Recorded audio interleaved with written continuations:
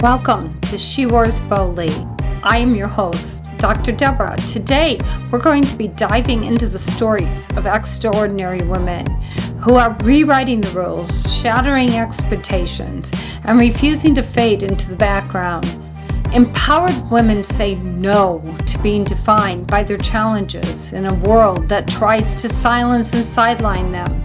She Wears Boldly celebrates the remarkable journeys of women who have transformed their struggles into stepping stones to success. So grab your coffee or tea, settle in, and get ready to be inspired and fired up.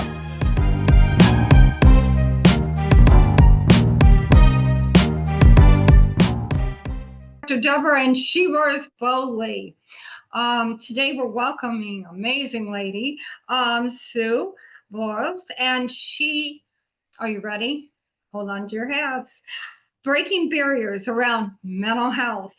She's a keynote speaker, a workshop presenter, an ACC life coach, and here, hold on, a two-time Amazon bestseller author.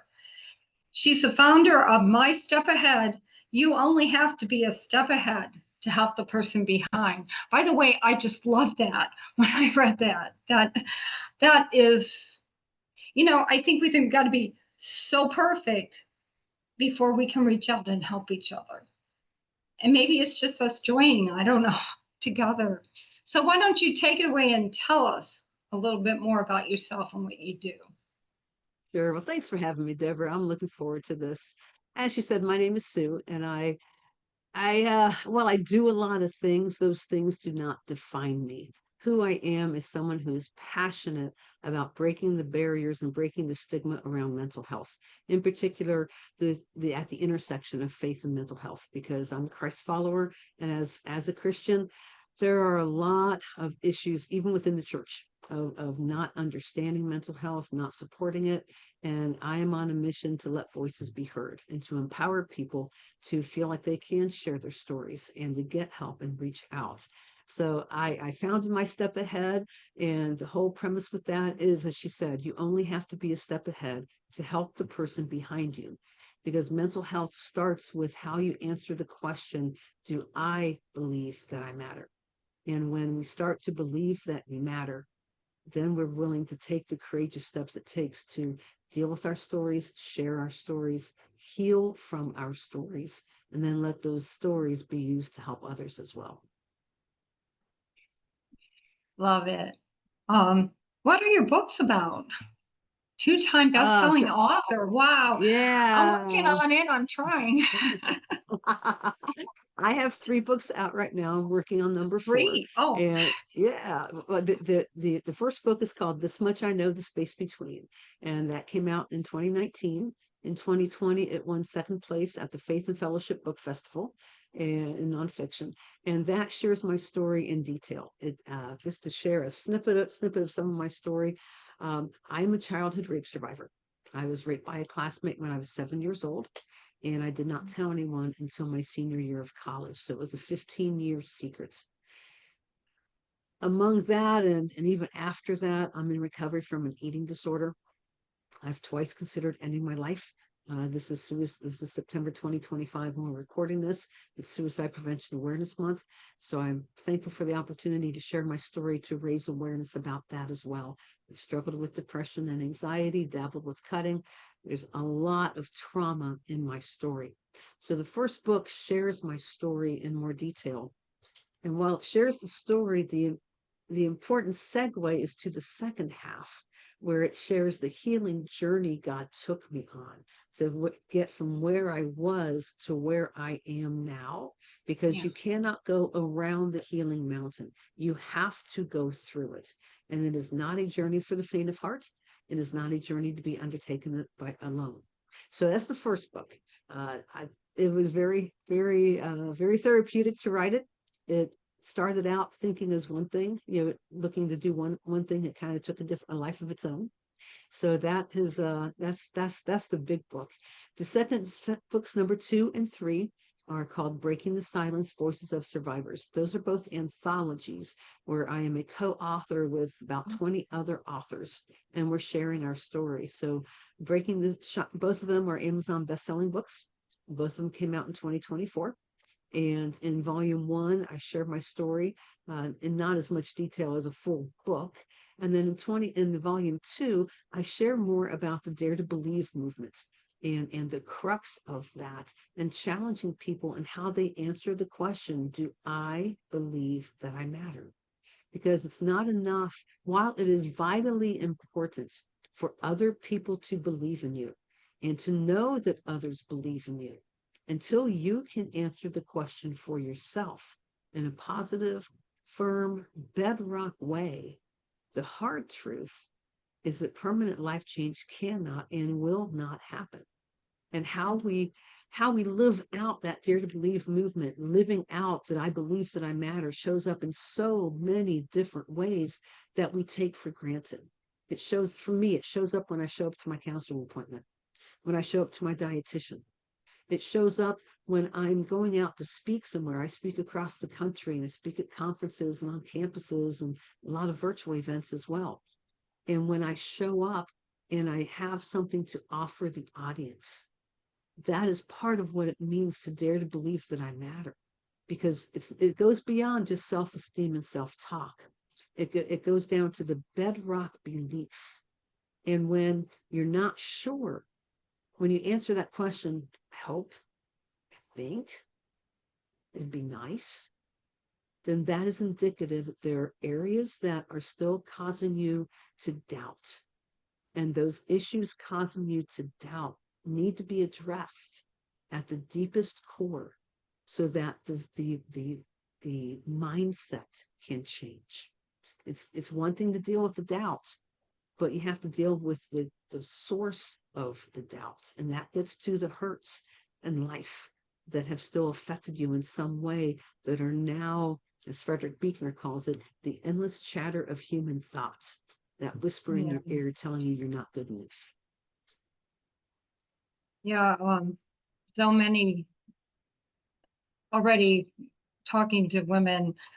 Um, so many, so many have some kind of abuse in their life, and it's um, it's sad and it's heartbreaking. But when we have people like you that are willing to speak out and give help and encouragement, Mhm. it's very much needed. Absolutely, very much needed.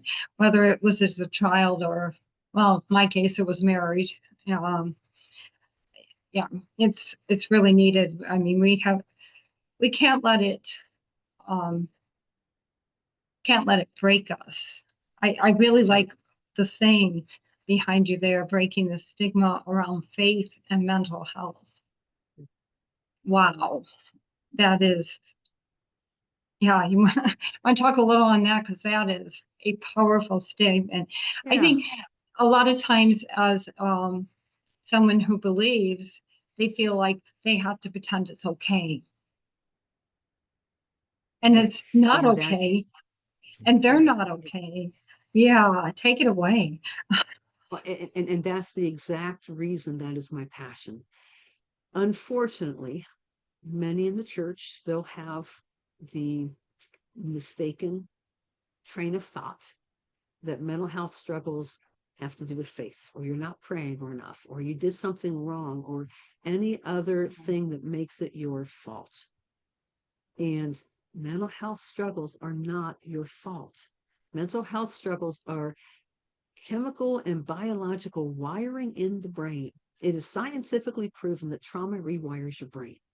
So when I had my trauma when I was 7 years old, none of this was conscious, but my mind went into fight or flight mode. And suddenly it became everything was a threat. How can I survive? So I survived by wearing a mask. And it became Sue's your go-to gal. Sue's got no problem. Sue's the one that's dependable. You need something to happen, Sue will make it happen for you. And that was the mask that I wore. And I was dying on the inside. And I didn't know how to ask for help. and no one knew to ask. All they saw was Sue doing this and Sue doing that, and blah, blah, blah, blah, and that was how I got my value. I even in college, I felt that if I was seen, I had value. And if I had value, I mattered. So I was over involved in college because then if somebody saw me, then I thought I had value. In the same way with my eating disorder, when I learned to shut off my eating in uncomfortable situations, it became if I didn't have to think, I didn't have to feel. And if I didn't have to feel, I didn't have to deal with my stuff. If I stayed busy, I didn't have to think. So ultimately, it became if I stayed busy, I didn't have to think. If I didn't have to think, I didn't have to feel. And if I didn't have to feel, I didn't have to deal with my stuff. So all of those things have combined as just a little bit of the background of things that I have learned about myself and why why and how it has led me to what I'm doing now. Because we need to be a herald trumpet of grace to others. The whole world is full of judgment. We don't need the church judging people too. We don't need the church saying, you didn't pray enough today. You're not in your Bible. That's why you're depressed. You should have the joy of the Lord. All of that is true. Yes, you should have the joy of the Lord, and depression is a chemical imbalance in your brain. They can go hand in hand. And we need more people in the church to sound that alarm and to shout that from the rooftops. Part of my step ahead, the tagline with that, of what you said before, is you only have to be a step ahead to help the person behind you. That came from my pastor 10 years ago. He was talking about growth. He said, what's it take to be able to help somebody else? Because you said it earlier, Deborah, that we tend to think we have to have it all figured out. We have to be perfect. We have to be together, whatever that means. And the truth is that every person has lived experience. And we tend to put the tagline of meaningful life experience.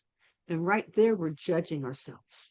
We're judging what has happened to us to be meaningful or not. Every life experience is meaningful, and every life experience is something that can be used to help somebody else. So the whole concept is that while I'm reaching out to my counselor for continued support, I can reach back and help those who are behind me because I may be a step ahead of them in some journey. And at the same time, someone just starting their journey, even though they're thinking, I'm just trying to figure out what healing looks like and where to go for help. At the Yeah. same time, they have taken the step already to start looking for help and to identify the fact that they want help and need some assistance. And there might be somebody. I was telling you a story about the very first podcast that I did was a lady named Ada, and her story was that she had been abused repeatedly as a child, and she was older now. Her daughter was grown, and she just really felt that she had to walk into church. She was supposed to do something, up front, and she felt that she had to go up front and tell the congregation. It was just a burning in her to tell the congregation what had happened. Okay. And she was so scared because of, a lot of what you're talking about. It's got a stigma. But she said so many women came back afterwards and said, thank you, with tears rolling down their face. Yep. And that is the power of my step ahead. She was a Mm-hmm. step ahead where she had the courage to share her story, and that then empowered others. It gave others permission. For me, when I was writing the first book, Simone Biles had come out with her story. And Yeah. had she not shared her story, I don't know at that point in time if I would have had the power and the confidence to share mine. When Simone shared her story, it gave me permission to share mine. And my lifelong dream is to be able to tell her that in person. That would be the Yeah. hugest honor for me. And at the same time, that is the power of my step ahead. She was more than one step ahead of me and it empowered me. And now I have healed. And now I'm out empowering others. It's like a big domino chain. And she may not know, she may never know. And yet that doesn't matter. Oh, That's the wow. cherry on top if I ever get a chance to tell her. But what matters is that lives are being changed years and years and years after she shared her story. What do you think was your pivotal moment, you know, that Mm-hmm. started you on the journey you're on right now, empowering Yeah, other people out there? yeah. I would say, oh wow, there's a few things going through my head. I think the most pivotal, I have to define it that way. There are pivot points along the way, and each one is important and no less important than the other. But I think that the biggest pivot point would have been in 2014. Um, in 2005, a friend had died, and 3 years later, I was grieving her as if it was yesterday. And my eating disorder behaviors started coming up. So my pastor helped me get connected with a counselor, Amanda, who I'm still with now, and she specializes in eating disorders. And we just got to talking. And while we talk about it, that we say we had to get me stronger in the present before we could go back to the past. And it's important for me to tell people because there's a misnomer out there that I'm going to go to counselor and dig up all this stuff, and I'm just trying to figure out how to get through the dinner at my house right now. There, you got to be Yeah, stronger in the present before you can go back to the past. We spent 6 years getting me stronger in the present because I didn't know how to communicate for myself. I was letting myself be manipulated emotionally, and right. I didn't know what a boundary was. So we had to get that stuff going first. So by 2014 rolled around, I was strong enough, and it was the first time I really dealt with the rape. Actually, it was the first time I dealt with rape, period. Amanda knew about it 2 weeks after I walked in her door. And that is the skill of a great counselor because she was patient and knew that that was not the thing to start working on. There was a lot of other stuff before we could get to that. So 2014 was, we were dealing with this, and a movie that came out called Ragamuffin. And it's based on the life of the late Christian musician Rich Mullins. And I have a saying in my office that says, by Rich, it says, it's not going to matter if you have a few scars. It will matter if you didn't live. And the movie was a real hard watch, especially the first 20 minutes, because it hits so hard. And I still had my masks on. So I'm like, just got something in my eye, mom, because I didn't want to be found out. I didn't want to let on that I was having an emotional reaction because that was going to bring a question. And I didn't want to deal with Right. it.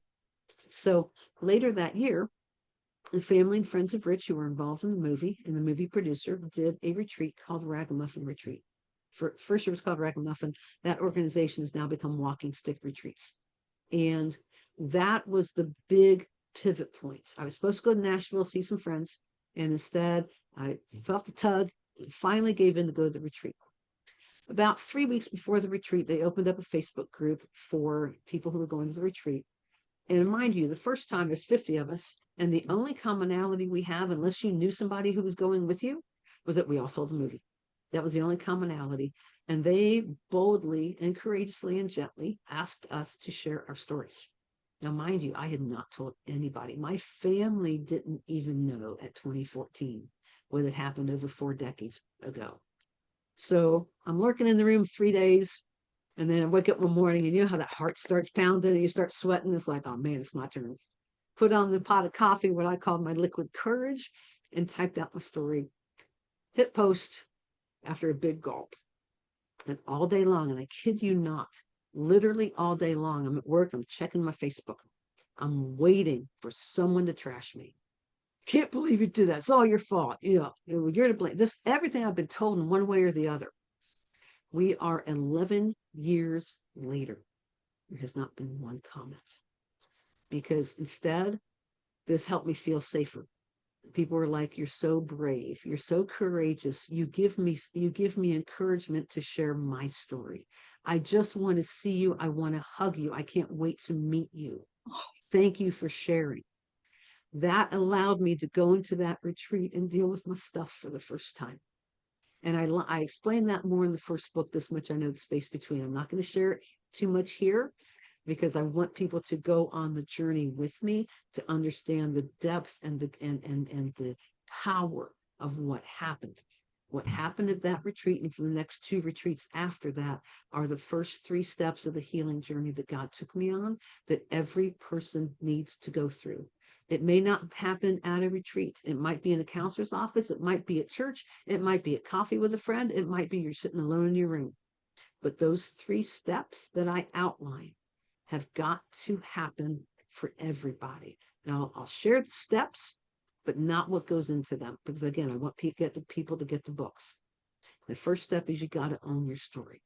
Because I was in denial about my story. I hated my story.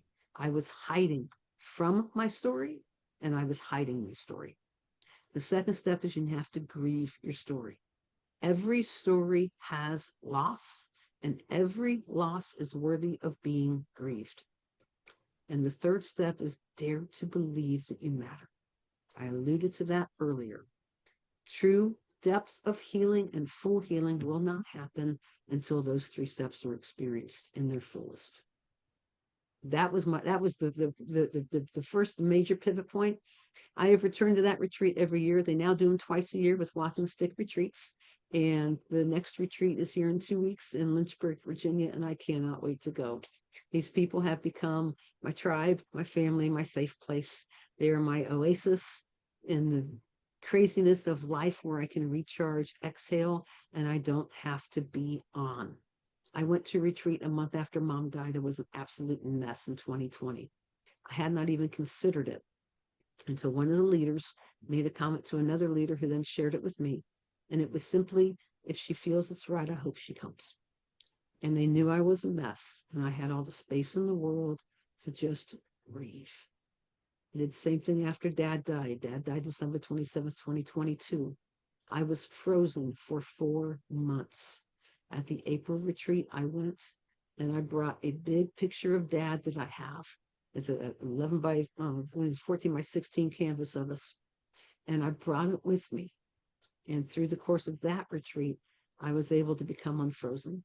And I kind of had my own little grieving thing with Dad, where I was finally able to let him go emotionally. That is the power of this retreat in my life.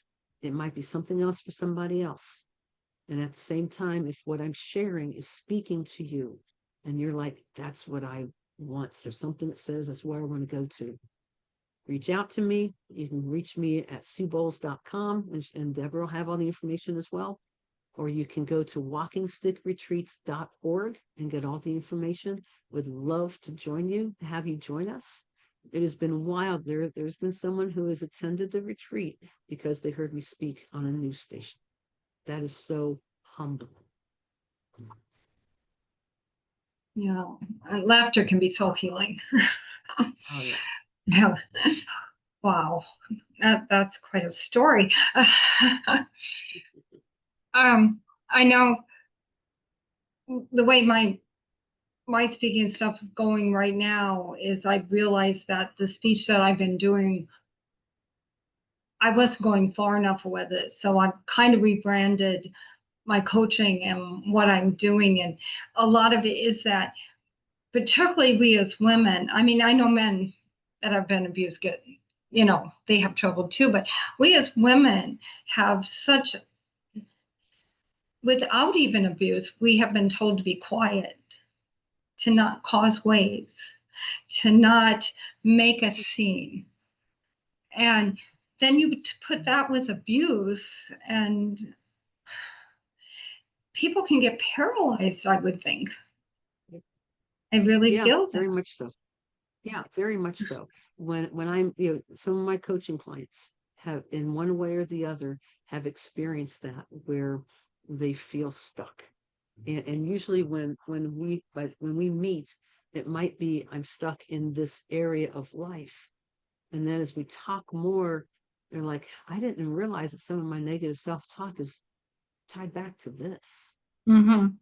And then that opens a whole other conversation. Real quick, and you may have already done this as well, but just for the listener, there is a difference between coaching and counseling. They are very similar, and yet they are different and separated as well. So I want to explain that real quick. I'm a mental health coach. What that means is I can help people with their mental health struggles if those struggles are not getting in the way of their functioning.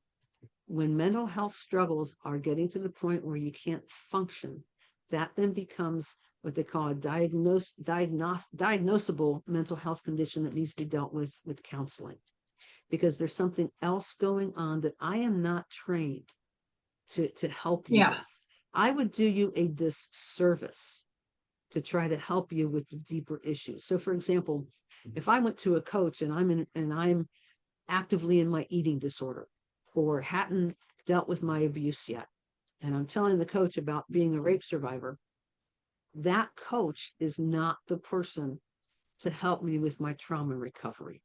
That is a counselor. If I'm active in my eating disorder where it's getting in the way of me functioning, which if it's active, it is, then that needs to be dealt with a counselor. Because in my case, for example, with an eating disorder, there could be so many other things going on and a team approach is needed. So I want to just share that briefly, that there is a difference between counseling and coaching.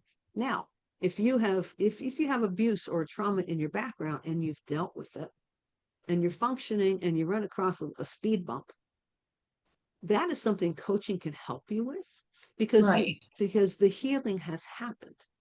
A current situation is causing a speed bump in your life, just like it does for everybody else. And we can look back to the lessons you learned when you were healing, and I can help you polish off those tools and apply them here.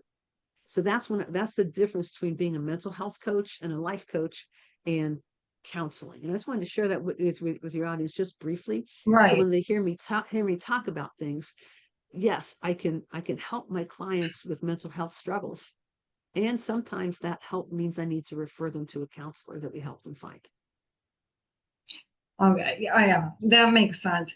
Um, yeah, you're not saying you're replacing counseling and No, you know, no, no, no, no, yeah, no. I'm in and that's counseling. Why would I understandable. replace it? But if they hit that road bump, yeah, you're there, Yeah, because yeah. I know I went through a long time of counseling. A lot of us women have, Mm-hmm, but then you get in life, and life's going pretty good.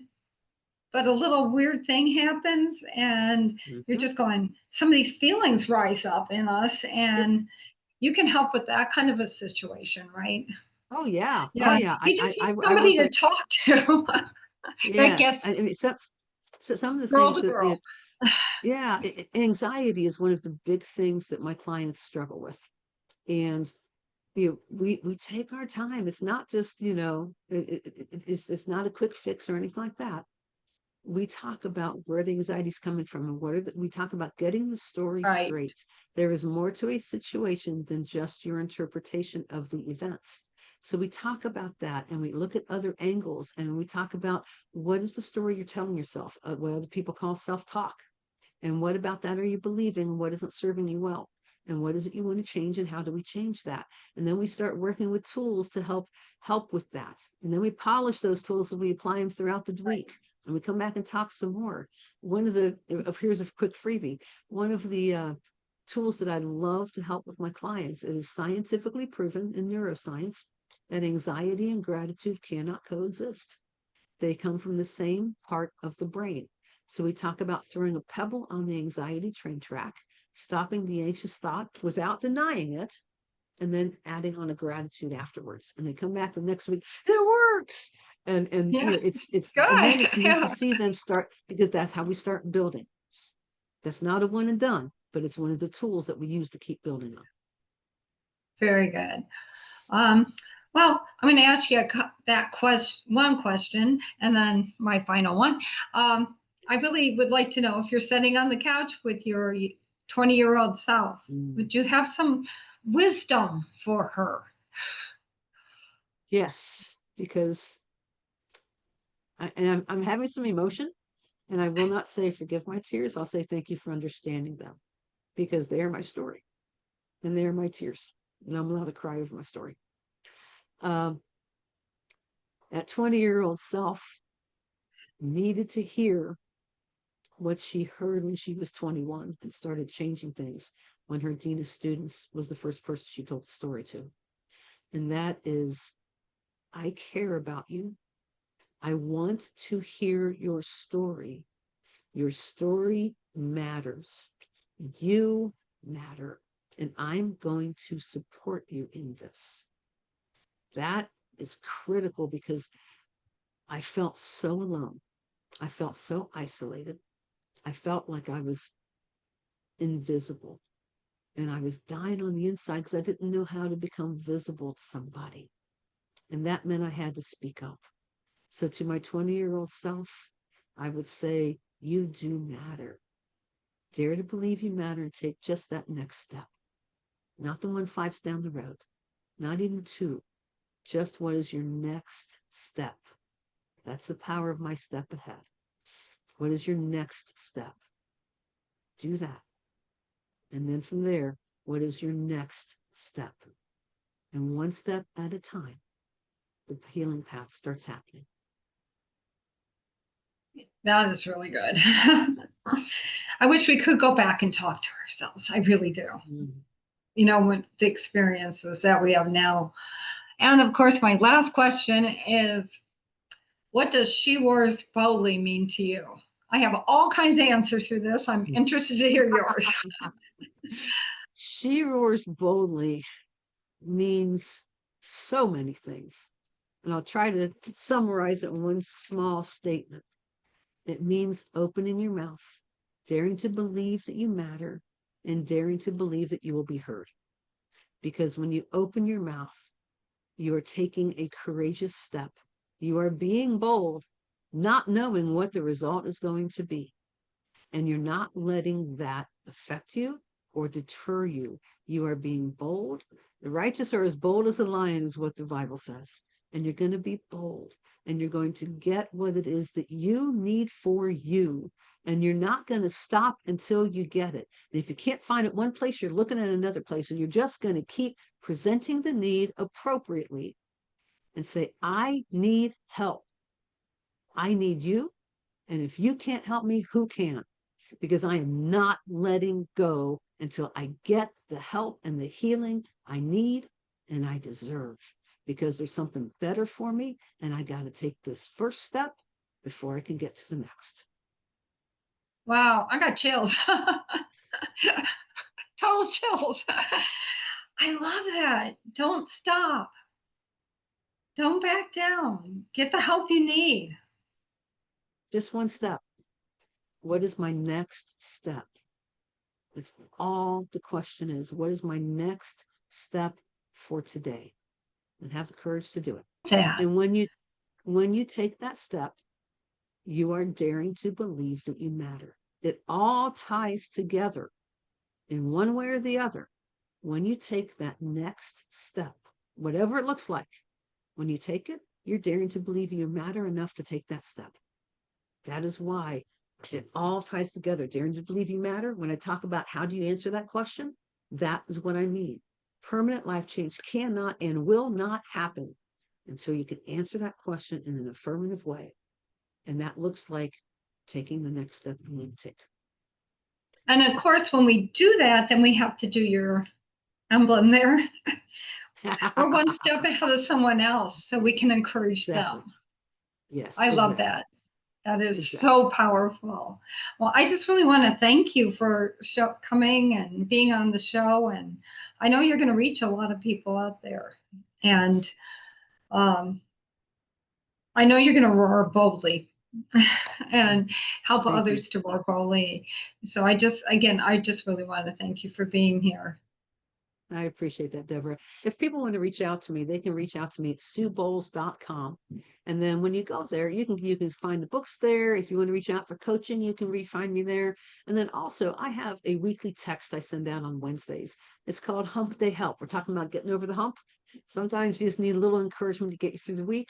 So you can sign up for the Hump Day Help there. It's just the text comes to your phone on Wednesdays, just a little encouragement to help you get through. So everything you want to know about where to find me is at SueBowles.com.